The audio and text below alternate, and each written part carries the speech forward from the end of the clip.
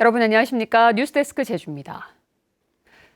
인구 증가세가 둔화되면서 미분양 주택이 늘고 있습니다. 행정안전부에 따르면 제주 인구는 2012년 59만 명에서 2016년 64만 명으로 4년 만에 8.3% 증가했지만 이후 2017년 65만 7천 명, 올해 11월 기준 67만 명으로 2017년부터 증가세가 1% 내외로 떨어졌습니다.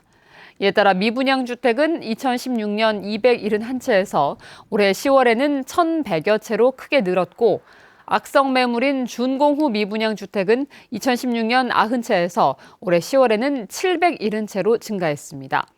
제주도는 미분양 주택 해소 차원에서 건축허가 착공 시기 조정을 위해 건축법 개정과 준공후 미분양 주택 세금 감면 등을 관련 부처에 건의했습니다.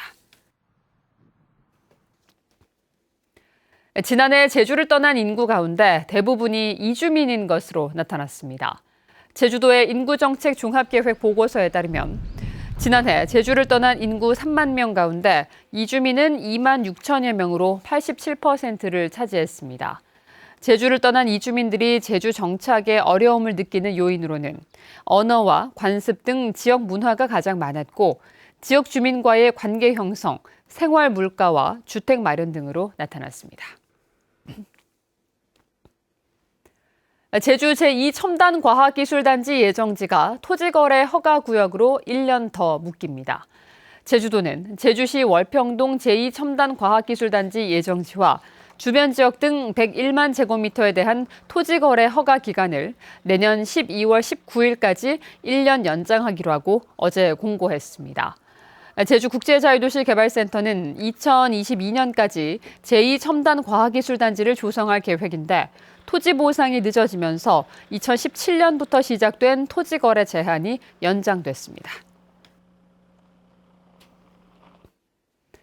제주도 교육청은 내일 교육청 대회의실에서 2020학년도 정시 모집 대학 진학 상담 컨설팅을 개최합니다. 이번 행사에서는 도교육청 대학 진학 지원단 교사 25명이 수험생과 학부모를 대상으로 1대1 맞춤형 상담을 진행하고 진학 정보를 제공할 예정입니다. 이와 함께 교육청은 제주 진로진학지원센터에서 정시 모집 기간 동안 학생부와 자기소개서 컨설팅, 모의 면접, 대입 관련 상담 활동을 진행하고 있습니다. 제주 지역 소방차들의 5분 이내 현장 도착률이 전국 하위권에 머물렀습니다.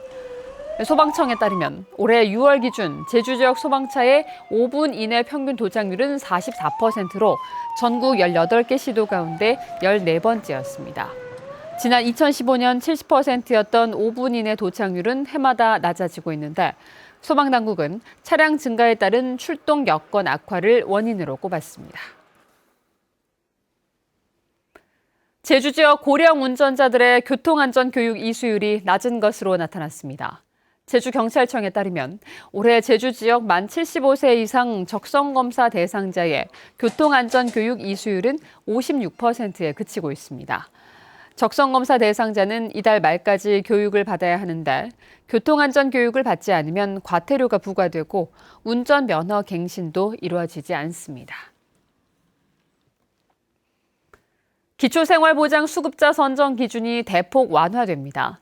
제주시는 내년 1월부터 기준 중위소득을 3% 인상된 4인 가구 기준 474만 9천 원으로 하고 생계와 교육급여 대상자의 재산 가액은 4,200만 원을 기준으로 해서 수급자를 선정한다고 밝혔습니다.